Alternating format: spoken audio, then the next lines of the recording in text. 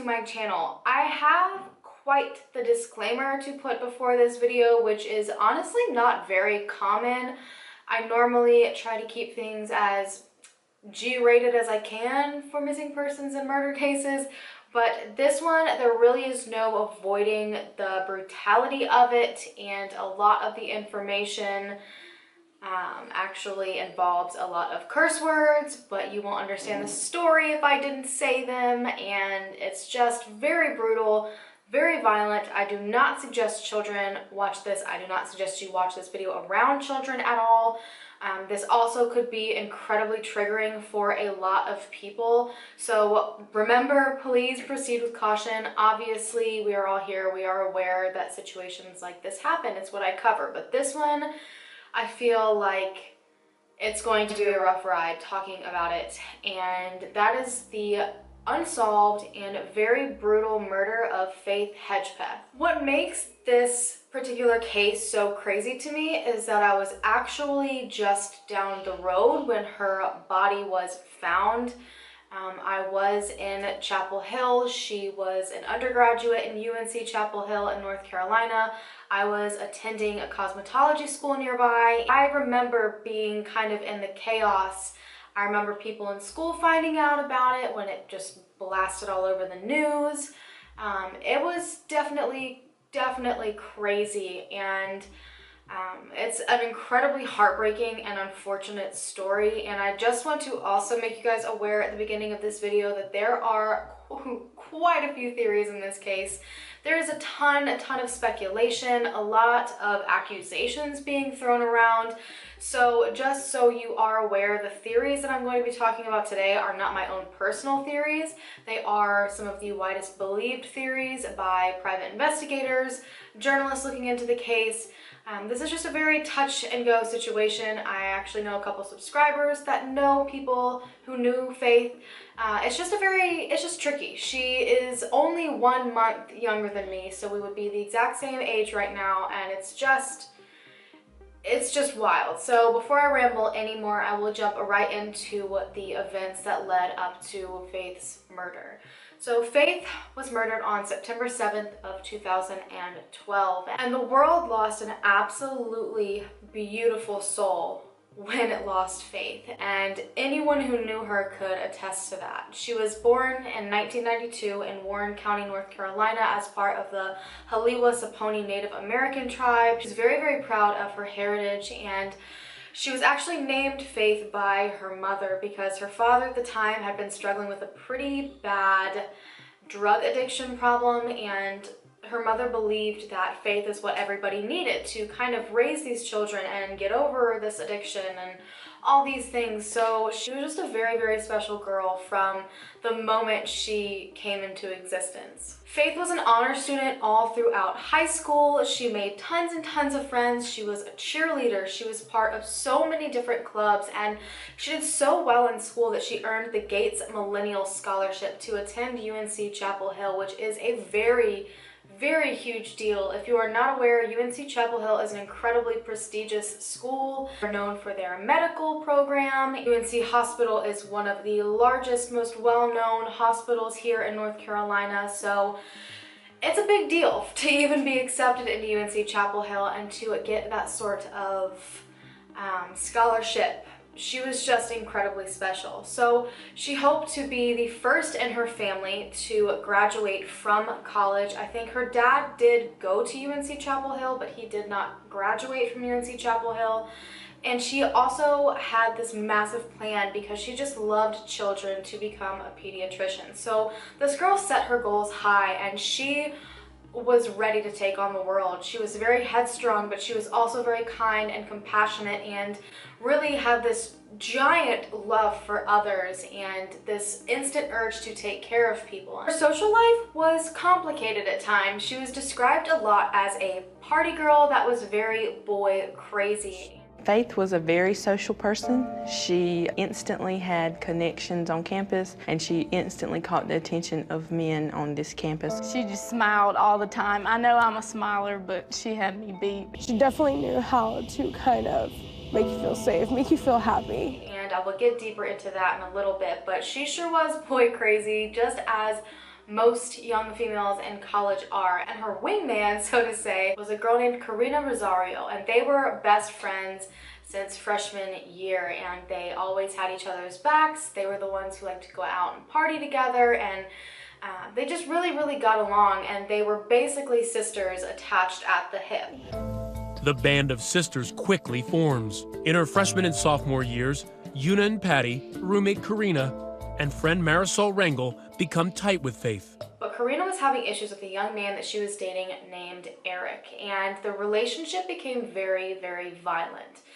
Kareena, I know, had been living with Eric, and I'm not sure if Faith had been living with them as well, or if Faith just kind of came in the picture at some point. When things started to get very violent with Eric and Kareena finally kicked him out, I do know at that point Faith and Kareena lived together.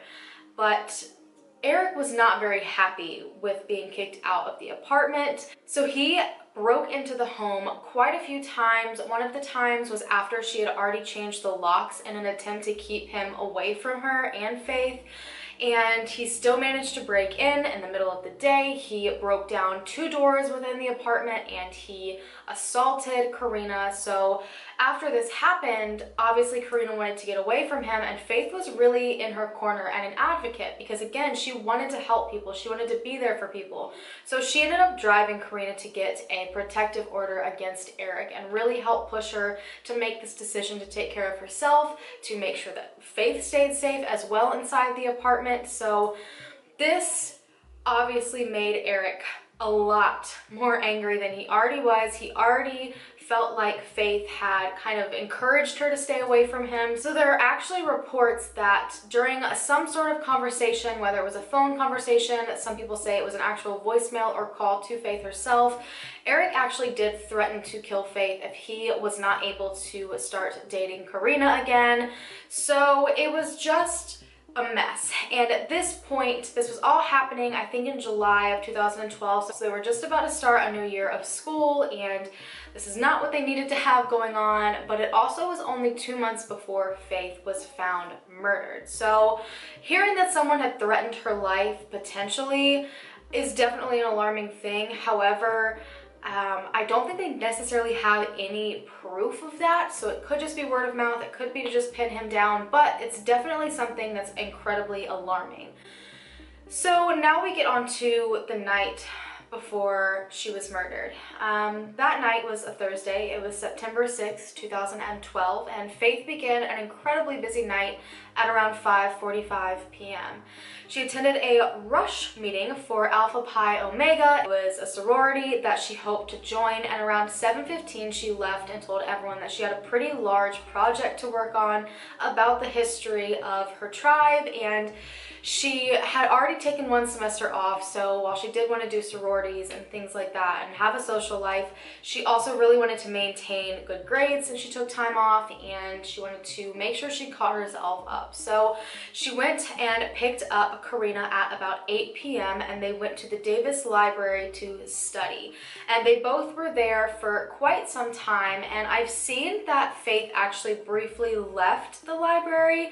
I've heard reports that she actually went to go see a young man, but authorities will not name who this man is. And while I know at this point in time that seems very odd and suspicious, but you will come to learn that Chapel Hill Police Department has not released a lot of information, so that's not too surprising. But no one really knows why she went to this young man's house, what made her leave in the middle of supposedly studying. But by 11:30, Faith came back to the Davis Library, picked up Kareena, and they both headed home. And they arrived at their apartment at around midnight. But this is not where their night was going to end. At around 12:30, they left again to go to a club known as Thrill. Everyone loved to go to Thrill because they let people underage, so 18 to 20, in the club still to just dance. And a lot of places here, I don't know what it's like where you are, but they do not allow that. That is a very rare thing. So as a crazy 19, 20-year-old college kid, when you hear you can still go to a club and dance and just not drink, it's like the most exciting thing in the world. About an hour and a half later, Kareena started complaining that she was having some stomach issues and wasn't feeling very well, so she wanted to go home and try to sleep it off and did not want to be in a loud club when she wasn't feeling well. So at 2:06 a.m., security caught Kareena first walking out, and then you see Faith walking out, but you see Faith walking out with a male, which obviously in the scheme of things sounds suspicious, but it was confirmed that only Faith and Kareena got in the car. This male went some other direction and they headed home. This would be the very last time that Faith was seen alive by anyone other than just Kareena. Both Kareena and Faith got back to their apartment around 3 a.m. and the woman who lived below them just so happened to be up and watching TV. And she said within about 30 minutes of them arriving home, she heard 3 loud thumping noises, and she described them as being similar to a heavy bag being dropped or furniture being flipped over. And around this same time, authorities would later find out that Faith's Facebook was accessed at this time. Now, this could be an instance of where maybe one of them had been drinking despite the fact that they weren't 21 and they weren't supposed to at this club. However, again, that is not unheard of. One of them easily could have been intoxicated, could have, tripped over something in the house. About 40 minutes later, so around 3:40-ish, a text message was sent from Faith's phone to a man named Brandon. And Brandon had actually dated Kareena at one point. And Faith said to Brandon, "Hey B, come over here please. Rosario needs you more. Aha," like AHA. Please let her know that you care. And then just 3 minutes later, another text was sent to Brandon from Faith that just said the word "than," and everyone's pretty positive that it was a correction of the aha that was put in there. So it would have said Rosario needs you more than instead of Rosario needs you more aha. But after this point, there was no more activity on Faith's phone. And then Brandon didn't text back until the next day at about 4:16, and all he said was, "Who is this?" So Faith was texting Kareena's ex-boyfriend, and she somehow had his number, but he didn't have hers and had no idea who he was talking to. So this is another thing people would eventually point out to be a little bit strange. Kareena's phone shows that she was also trying to contact Brandon at the exact same time that these text messages were sent. She was calling him repeatedly, and then when he wouldn't answer, she decided to call a man named Jordan that she knew, and at about 4:25 a.m. that morning, she left the apartment with Jordan. And Kareena later on told police that she left the door unlocked, which again, red flag. A lot of people believe that somehow Kareena was involved in this in one way or another because she left the door unlocked. When you have repeatedly had to change the locks on your doors and you are trying to stay safe from this ex that wants to harm you, the last thing you're going to do is forget to lock your apartment door. It becomes this habit out of fear. So everyone thinks that was done on purpose, but I will dive deeper into that in a little bit. But when Jordan picked Kareena up, he drove her to another home where she would spend the rest of the early morning hours, and then up until about 10:30 she was there, and that's when she started to try to get home. She called Faith a few times and Faith didn't answer, so she decided to call her friend Marisol. Now, Marisol was very, very good friends with both Kareena and Faith. She was older, so she saw herself as the big sister. And Kareena told Marisol that Faith wasn't answering. She was getting absolutely no response from her, and so she asked if Marisol would try to get in touch with her. But Marisol said, "Hey, I'll just come and pick you up. I'll get you a ride. We'll go over to the apartment. We can both go check on her," because at this point they figured we were out very, very late last night. Maybe she just overslept. But again, this was out of character for her to not answer because she should have been awake at this point because she did have classes that day. Marisol said that they would both get Faith up, they would wait there while she got ready, and then Marisol said that she would take both of the girls to school so they didn't have to ride the bus. Now, one thing that I think is strange about That statement is that Faith had her own car, so I don't see why she would have needed to take the bus. I don't know why she would have needed a ride from Marisol. I know that sounds like a very small detail, but it just doesn't quite sit well with me. Both Kareena and Marisol arrived into the apartment complex at around 11 a.m. and that's when they noticed that Faith's car was still there. So it's not like she had just left her phone at home and gone off to classes without it. Her car was there, so she had to be there. So they decided to walk into the apartment and they both started calling out for Faith. I picked up Kareena and we came back to the apartment and we saw her car. So I'm like, oh, she probably overslept. It is nearly 11 a.m. The two climb the stairs and enter the apartment. They call out Faith's name, but get no response. All I remember is just calling her name just because we knew she was there, like, Faith, Faith. She didn't respond. They went into the bedroom and that is where they discovered Faith's deceased body, and the scene was absolutely horrific. That's when we went to the room. We found her. So Faith was found deceased, partially nude. There was a lot of blood in the bedroom, and she had suffered what appeared to be severe head trauma. When police arrive, they see this near Faith's body. This photo, revealed for the first time, is allegedly the murder weapon, an empty bottle of rum. Faith was laying face up halfway off of the bed and she had a puddle of blood underneath of her head, and all she was wearing was a big t-shirt that had also been pulled up over her head, and she was wrapped up a little bit in a quilt. There was blood spatter over majority of the room. It was quite obvious that she was deceased and that someone had attacked her. So obviously 911 was immediately called. Authorities rushed to the scene to begin their investigation, and a lot of this is completely tight-lipped. Chapel Hill police have guarded this case like I have never seen a case guarded before. Authorities rushed to the scene to begin their investigation, and they actually didn't release majority of the details of the investigation or what they found for 2+ years, even to Faith's family. They collected bodily fluid samples from Faith. They did find semen. I'm not exactly sure where. I don't know if it was internal or if they found it externally.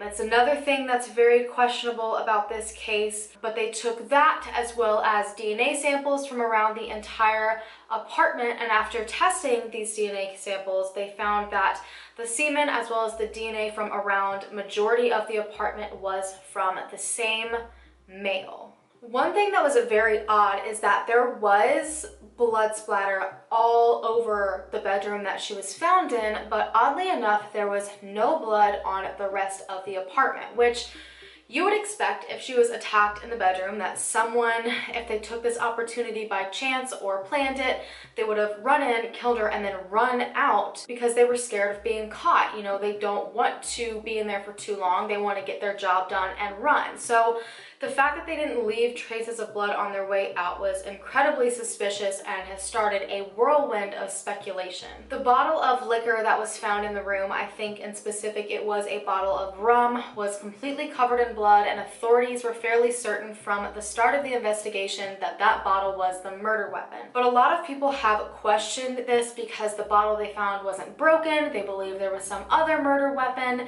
But after testing was done on a bottle similar in a TV show that I will have linked down below, the bottle didn't break. So this person in the test was hitting someone over the head. It was a dummy, obviously, multiple times.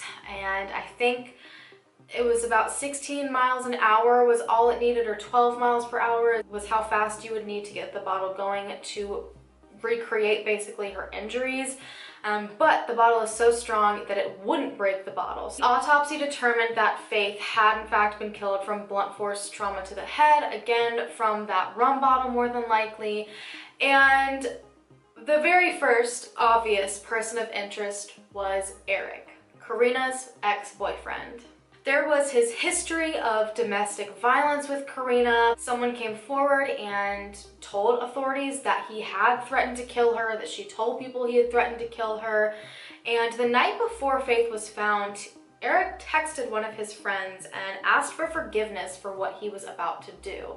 And then he posted the same exact thing on Twitter. And then 3 days after Faith was found, he changed his banner on his page and it said, "Dear Lord, forgive me for all of my sins and the sins I commit today. Protect me from the girls who don't deserve me and the ones who wish me dead today."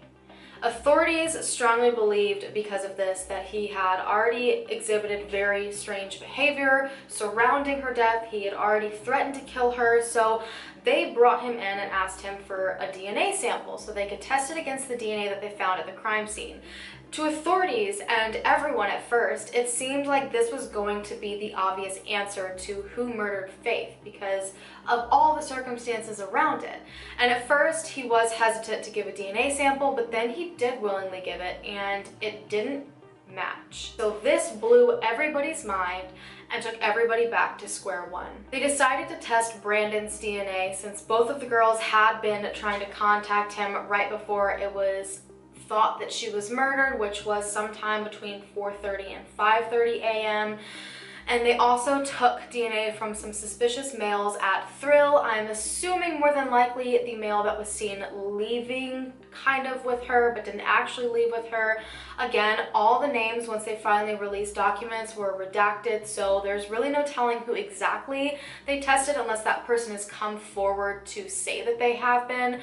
But none of these DNA samples matched the person at the scene. Authorities and the community strongly believe that if they were able to raise a decent amount of reward, they would be led almost immediately to the killer. Just years before, a young woman and the student body president at UNC Chapel Hill named Eve Carson was also brutally murdered, and a $25,000 reward led authorities straight to the murderer's arrest. The University Board of Trustees, Crime Stoppers, the Hallan tribe, as well as the apartment complex came together and they raised about $20,000 for a reward. And just 2 months after this, the office of Bev Perdue, who was the governor at the time, added $10,000 more, totaling it to around $30,000. Tips came in, but the identity of the killer remained a secret, and this is something they didn't expect to happen.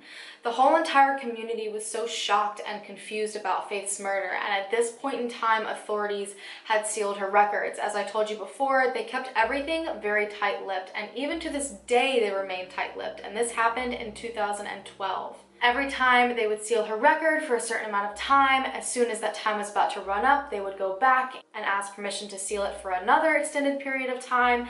And this just kept on happening, and people would hope that information would come out so maybe the public could help, but the records remained sealed. Finally, in January, the FBI released a profile of the man that they believed murdered Faith, and they said that this man likely lived near Faith and had tried to come onto her at some point and was more than likely denied. They believe that this man probably had a drastic change in behavior right after Faith's murder, and he more than likely developed an interest in the case that people would see as not very normal. It would be almost an obsessive interest in the case.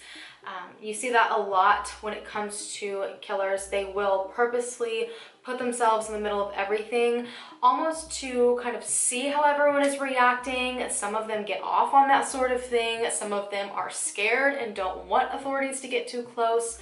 And some of them just see it as an absolute game. But a lot of people believe that this profile would help narrow things down, because if it was someone that probably came on to Faith and lived near her or worked around her, then it more than likely was another college student, meaning that this person either dropped out right afterwards or stopped attending classes or really withdrew from social events. So people thought this would basically light up a beacon over who was responsible. This brought forward no new information. And at this point, because authorities still were sealing the documents over and over again, people started really believing that the reason the records were being sealed and no information was coming out is because authorities had handled the case improperly. Chapel Hill police had taken this case on solely by themselves, and people believed that there was no way they were competent enough to handle an investigation of this size without outside help. And the FBI did help occasionally, but the community really believed that they needed specialists in taking over almost everything.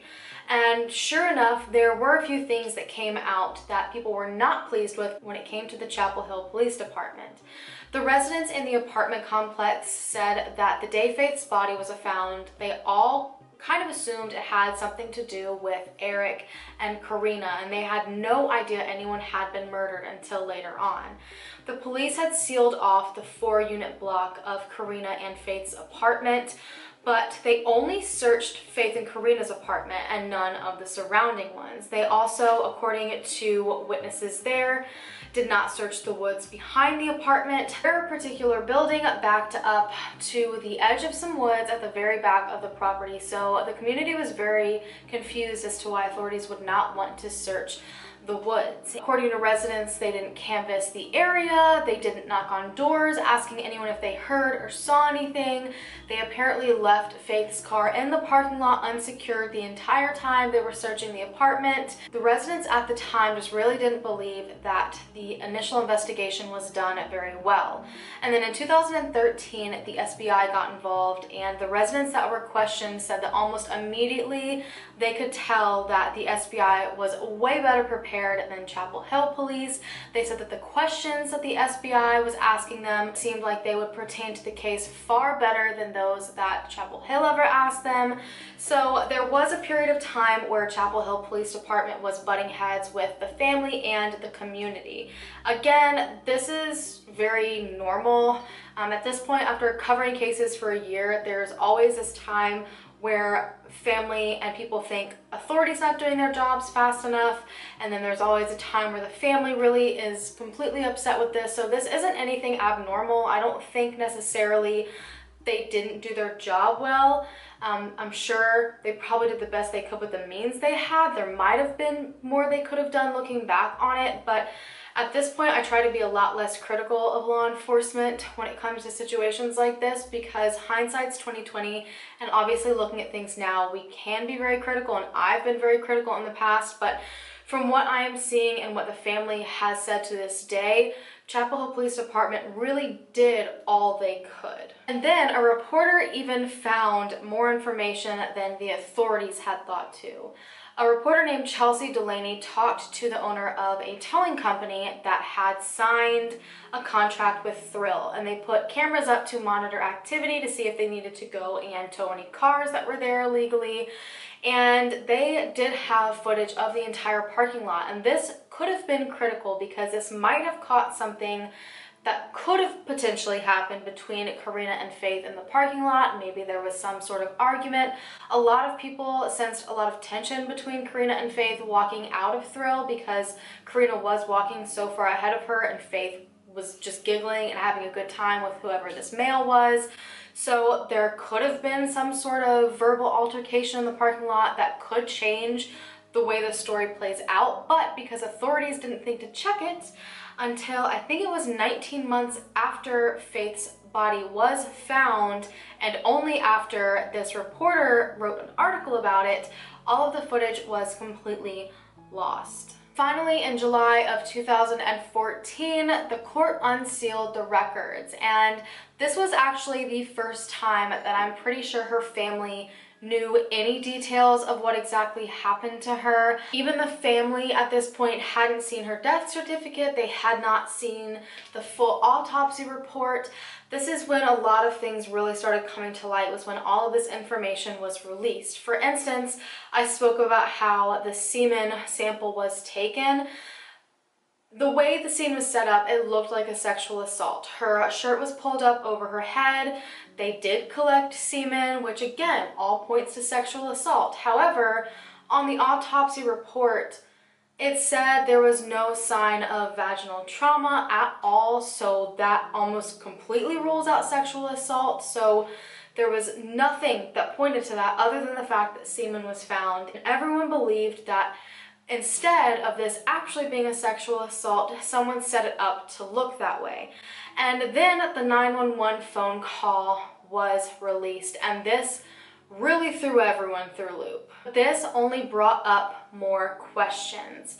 A News and Observer reporter named Tom Gasparoli came forward in 2017 claiming that he did not believe that Kareena was the one who made this 911 call, but instead it was Marisol. And I've seen a lot of speculation that's been going on in this case, and this is probably one of the largest bits of information that I've really had to sit back and think about.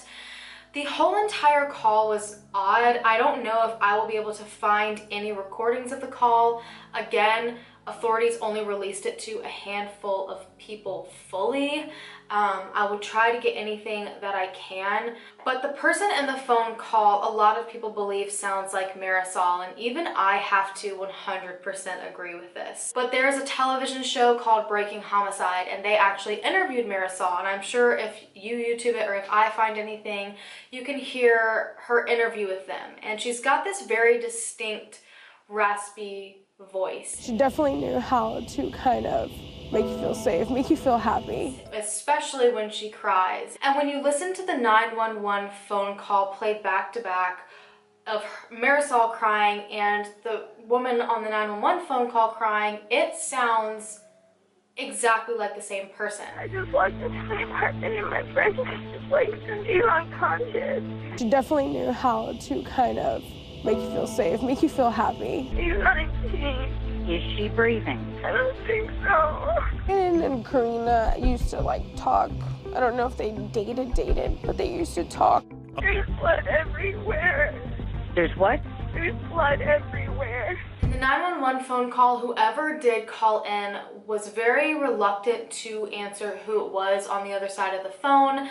The operator asked multiple times, "Who am I speaking to? What is your name?" And the caller ignored that question quite a few times until the operator asked multiple times in a row, and the person finally said Kareena. When the person referred to Faith, she never actually referred to Faith by her name. She just said, "My friend, I found my friend," and this was an entire 30-minute phone call.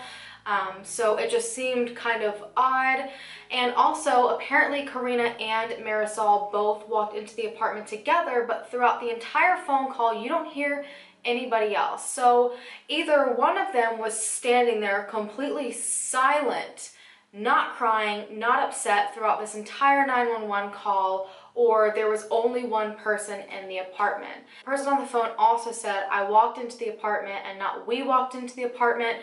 There's just a lot of grammar thrown in there and just enough questionable phrases that lead a lot of people to think it was not Kareena at all on the phone. The person on the phone is also incredibly reluctant to touch Faith's body to see if she is still warm and still breathing, which to me, I find that kind of silly.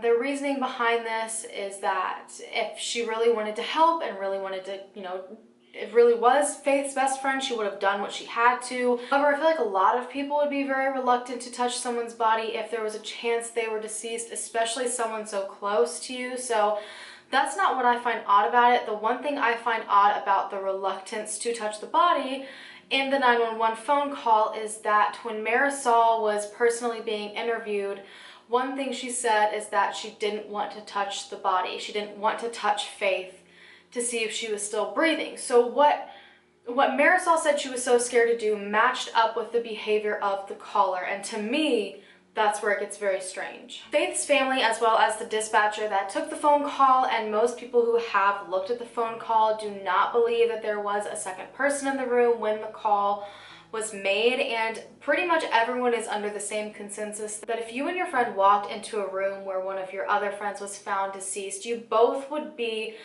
panicking. One person wouldn't just be sitting there completely calm in total silence. The downstairs neighbor actually saw both Kareena and Marisol just minutes after they found Faith's body. So this does confirm that both girls were there, but the way she describes the situation is not how you would expect someone to describe it. Apparently Kareena was just standing there texting and Marisol was just softly crying. But she said that based on Kareena's body language and behavior, you would never know that she just found her best friend dead. I will say, while that is a completely valid argument, There are a lot of people who just go into this silent panic mode. They don't talk, they show no emotion. You could probably look at them while they're standing beside the dead body and not even know that that's what they're standing by based on their own behavior. It's very, very possible that we all just react to things differently. And while I do think a lot of that phone call is so strange, it can also be explained through everyone just deals with things differently. Maybe Kareena ran out, maybe Marisol ran out. In 2016, an image was generated by a genetic testing company in Virginia of what the suspect might look like based on the phenotype of his DNA profile. Most of the genetic markers pointed towards Mexican, Colombian, South American, and African as well. The suspect more than likely would have had an olive skin tone with no freckles to very few freckles and black hair. So while this did narrow things down a bit, it didn't really help them get to any more answers. And then everything was spun into a whirlwind yet again when it was released that there was a note found beside Faith's body. The family, again, did not know about this note until years later. No one knew about this note.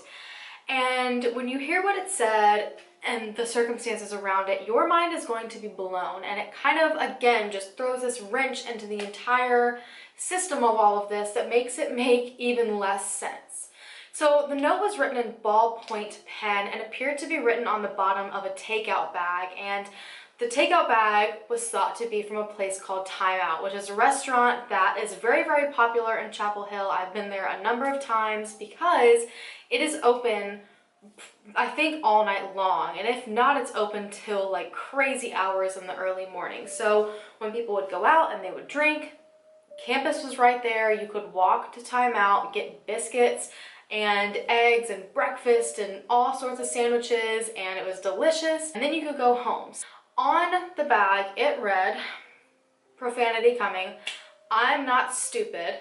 And then underneath that it said bitch, and underneath that it said jealous. So authorities have still not released if they did any sort of analysis on this piece of paper and on this note, the handwriting, any of that.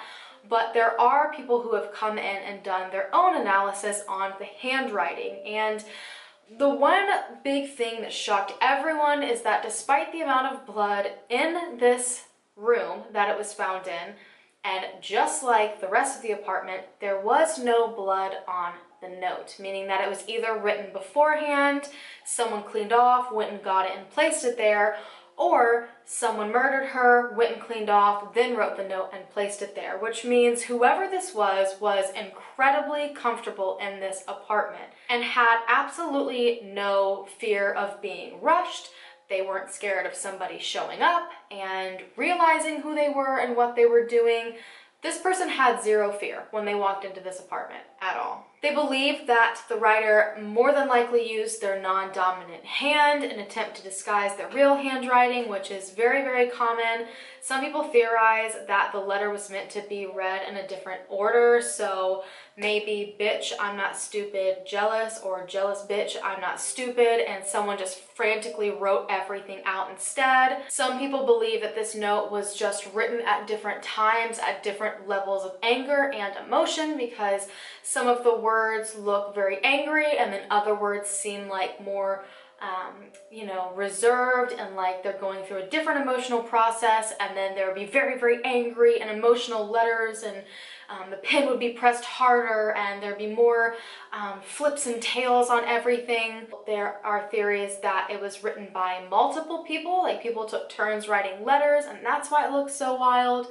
And again, it was just an attempt at throwing everyone off and not being able to identify who wrote it. But it also doesn't make sense that someone would write a note after killing Faith if the note was meant for Faith, unless it was for some other purpose. So there are people out there who believe that this letter was actually meant for Kareena, and a lot of people believe it also could just be to confuse people. I personally think it could be a power play and them wanting to get the last word in. To me, this person seems very upset, and there's the phrase, "I'm not stupid." So whether Faith, or whoever this was meant for, directly said that this person was stupid, or their actions made this person feel like they thought they were totally stupid.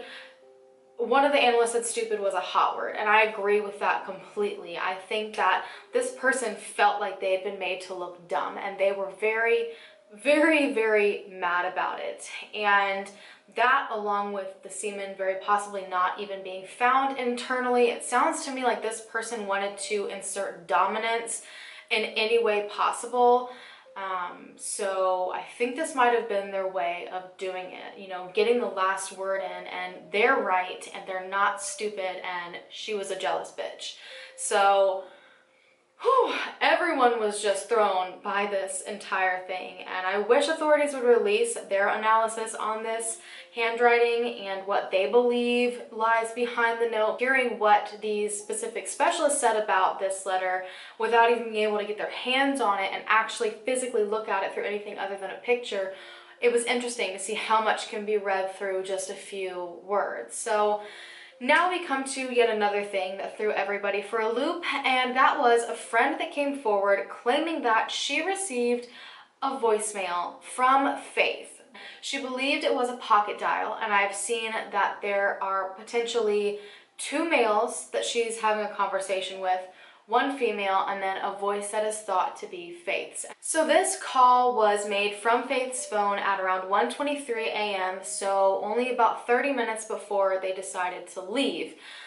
And most of it's impossible to hear, but again, a specialist came in, and the words and phrases he got out of this are pretty damning, and I'm very interested to hear what you guys have to say about this. Obviously, when you're analyzing audio like this, and again, I don't think I'll be able to get the recording of this. If I can find something on YouTube that replays it, I will try to link it down below. If not, again, it is in the Breaking Homicide episode that I will try to have linked down below. But little snippets in the voicemail that this man did pick out say, a female voice says, "You want to mess with my boyfriend?" And the voice that is thought to be Faith's, and may I just say before I get further into this that this recording was played in front of Faith's family at a certain point, and the dad immediately recognized a specific voice as Faith's, and it matches what this person says. So again, the female says, "You want to mess with my boyfriend?" And Faith says, "I said I won't want to, Rosie." So there is no friend technically that she had named Rosie. However, Kareena Rosario's nickname came from her last name, Rosario, and everyone called her Rosie. So after that, there's the same first female that says, "I'm going to kick your face, bitch. I figured out that's bullshit." And then after that, you hear someone scream, "Ow," and someone scream, "Help me." And a male voice then says, and this is something I just refuse to repeat, but basically he says he's going to sexually assault her. And then someone says, "I think she's dying." And then the other male voice says, "Do it anyhow," to the other male who had said he was going to sexually assault her. Then you can clearly right after this hear her saying, "Get off me." Now, you hear throughout the entire voicemail the names Eric and Rosie very, very clearly. And I will say that it's very difficult. I'm obviously not a trained professional, and I hope I can find a recording to kind of play for you guys.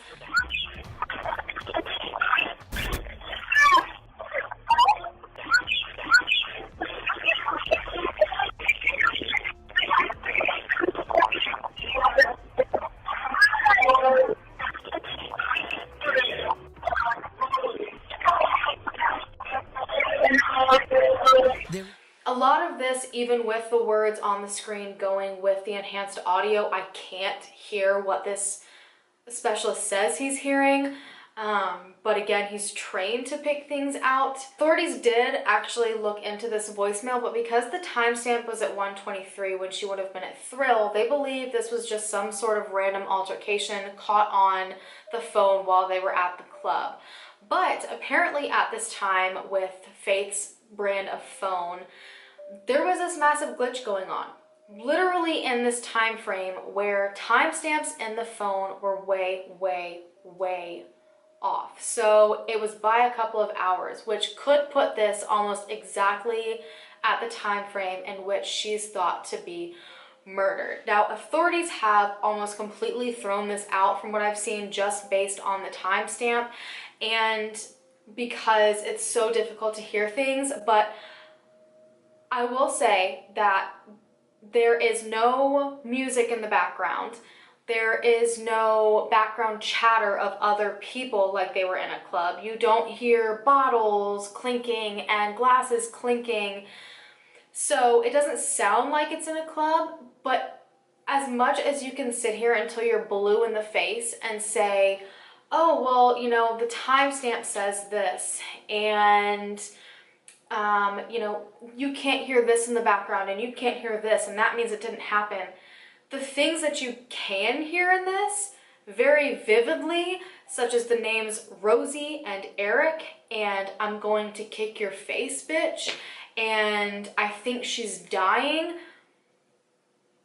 So what? That's just a normal conversation they were having in Thrill? Like, to me, I am so disappointed that Chapel Hill Police Department threw that away simply from a timestamp. Like, it doesn't matter what time it said. That's technology. That can glitch. That can give you a totally wrong time. But what you can't change is the things that you can clearly hear in this voicemail. That is, I think she's dying. Like, all those things that you can hear, to me, far outweigh any potentially false timestamp and any of the other background mess. So that was probably the most alarming thing to me in this entire case, is this voicemail that was caught. You hear those names, you hear people, she is screaming, ow, she is screaming, get off of me.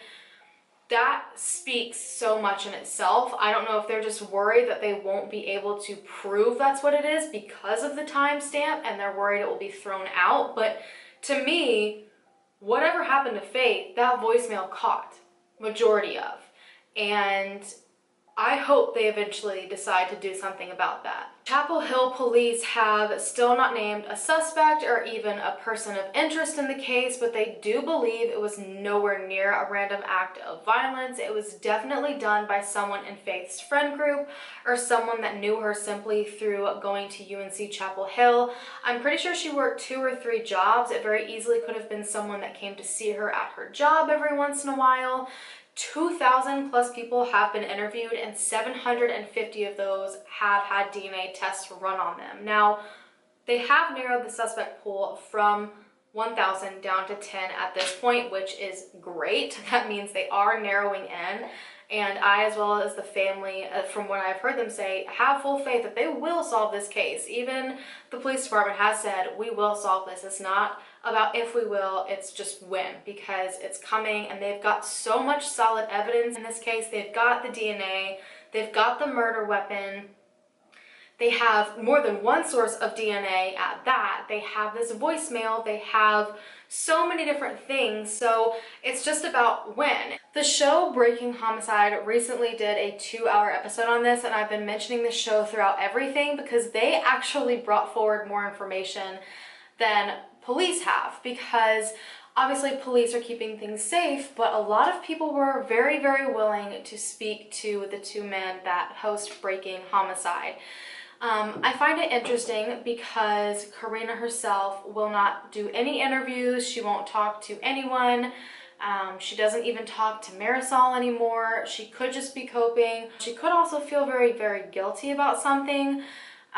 They were able to interview actually one of Faith's ex-boyfriends that really raised a red flag to me, and I found this very interesting, but at the same time frustrating, because it's just another pathway of where this could have gone. Faith had been dating a young man named Ty for on and off about 2 years, and she met him as soon as she went in for freshman orientation at UNC Chapel Hill. And to Breaking Homicide, he really portrayed himself as, you know, this great guy, and they had problems, but it was never anything too crazy, and Faith was great. But when Breaking Homicide started questioning some of Faith's friends, that story didn't really hold up very well. Faith had a high school sweetheart back at home named Alex, and she seemed to not know if she wanted to be with Alex or if she wanted to be with Ty or if she wanted to be with somebody else. There were a lot of times where she would be off with one and on with the other. There were a few times when neither one of them was a solid relationship, so she was kind of talking to both of them. And a lot of people believed that Ty was very upset about this because he was a very, very possessive and obsessive person, according to a lot of Faith's friends. On at least 2 separate occasions, he came looking for Faith. So at one point, I think she was at a party with some of her friends in her dorm room, and one of her close friends went to sleep. And this girl says that she woke up in the middle of the night to the lights being thrown on and the cover being thrown off of her, and it was Ty. And he was very, very angry, and he was demanding to know where Faith was at. Apparently, she hadn't been answering his text messages, and his thing when it came to her was when she didn't respond, he would just come to find her. There was another time with a different friend where Faith was down doing laundry at about 2 in the morning. Apparently that's what she did to kind of have alone time. Plus, if you've ever lived in a dorm, you know you have to do your laundry when no one's there in order to actually successfully get it done. So that's when she chose to do it. And Ty showed up because she had left her phone upstairs in the room, and he was infuriated. And there also was at least one time where Faith came to her friend saying that Ty had hit her. So he was very possessive over her, and I think they had a lot of issues when it came to her denying him or not wanting to be with him. And interestingly enough, just a week before her death, she had told one of her friends that she was planning on going back to Alex, her high school sweetheart, and that she wasn't interested in being with Ty anymore. But something interesting is also that same week, she did have a sexual encounter with Ty. So the night that she was going to Thrill, she was actually supposed to have plans with Ty. He texted her earlier that day and said, hey, do you still plan on getting together later? And she never responded. And based on his track record, we know that he had a history of being angry when she didn't respond and showing up to find her. So interestingly enough, he didn't send any more texts to her, didn't try to contact her anymore. And at 3:52 a.m., which is right before the authorities believe everything went down, it's right when she was texting Brandon, she sent this massive text message to him that essentially was her confessing her love to him and saying that he was the only one, he was her soulmate. And everyone thought that was incredibly strange, especially some of her really close friends, because it wasn't necessarily a way she would talk to begin with. Her dad said she was crazy about punctuation, and in this text message, there was no punctuation. Friends also said that, as I said before, just a week earlier, she said she wanted to be with Alex. I do think it's very odd, however, considering she spent 2 years not really knowing who she wanted to be with and what she wanted to do, and because she told her friend she wanted to be with Alex and then went and slept with Ty, I don't think she really knew what she wanted. So I don't think it's really fair to look at that as any sort of suspicious information. It is odd and it should be checked into, but I don't think it's anything absolutely damning. However, I do think the timing of this message was very, very odd. They also interviewed the man that picked up Kareena that night and the man who was at the apartment that she was staying at. Apparently when authorities showed up at his apartment, he was in his car, and as soon as he saw them coming, he totally tried to pull a U-turn and drive away from them. And when they eventually caught up to him, he immediately told them, I don't want anything to do with this, I don't want to be questioned, I don't know anything. He was very reluctant. Also, the young man who lived at the apartment that Kareena spent the morning at did tell the authorities and one of his roommates that Kareena had a red spot on her shirt, and authorities were alarmed enough by this that they searched and turned his whole apartment upside down trying to find Kareena's shirt, which they did find, and they did actually test the shirt. And when authorities were questioned about the results of this, if it was in fact blood, you know, if they were able to rule it out as any sort of evidence, they never actually said it wasn't blood or it wasn't suspicious. All they said was that it was not indicative that she killed Faith. The fact that they danced around that answer a little bit does make me a little bit suspicious, especially because this wouldn't have been after the crime was committed when she found it. It would have been technically before they assumed the crime was committed. Kareena did have Faith's blood on her when she left. That means she was there when something happened. Now, there's just so many strange things about this. Eric himself really threw himself in the middle of everything, and the FBI did say in the profile that whoever did this would want to really remain a part of it. He apparently did multiple different interviews and spoke so highly of her, which was so strange to people who knew his actual behavior and knew how much he hated her and resented her and that he had threatened to kill her. So the fact that he would come on and publicly say, oh, she was a great girl, I absolutely loved her, it was just very, very strange. And then the fact that Kareena wanted absolutely nothing to do with anything, everyone thinks that is strange as well. Hedgepeth family has since hired a PI, and this person has quite a few people that he's looking into. Apparently Brandon, the ex-boyfriend of Kareena, had a roommate who had a very, very scary criminal history, and they're thinking it's a possibility he was somehow involved. Unfortunately, while they've done 750 DNA tests, some of the most suspicious people in this entire case have refused to give any DNA. They have completely lawyered up. A lot of people believe as well that this was not something that was intentional or pre-planned. A lot of people believe that there was an attack planned and that there was more than one person there, and then things got too heated and got out of hand.